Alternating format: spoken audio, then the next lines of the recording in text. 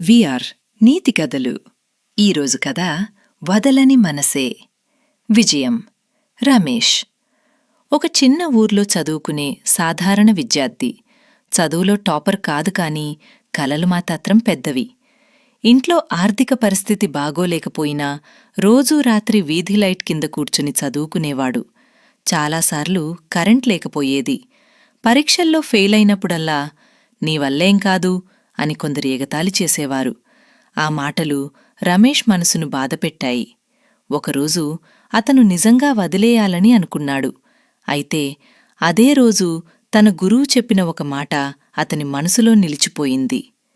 విజయం ఒక్కరోజులో రాదు, కాని వదిలేయడం మాత్రం ఒక్క క్షణంలో జరుగుతుంది.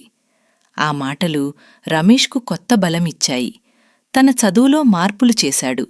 ఎక్కువ గంటలు కాదు, సరైన విధంగా చదవడం మొదలుపెట్టాడు. తప్పులను నేర్చుకునే అవకాశాలుగా చూశాడు. నెలలు గడిచాయి. కష్టానికి ఫలితం కనిపించింది. చివరకు అతను భయపడిన పరీక్షలో మంచి ర్యాంక్ సాధించాడు. ఆ రోజు రమేష్ విజయం కాదు, గర్వపడింది తాను వదలకుండా నిలబడిన ధైర్యం మీద. నీతి: ప్రతిభ కాదు, పట్టుదలే నిజమైన విజయం.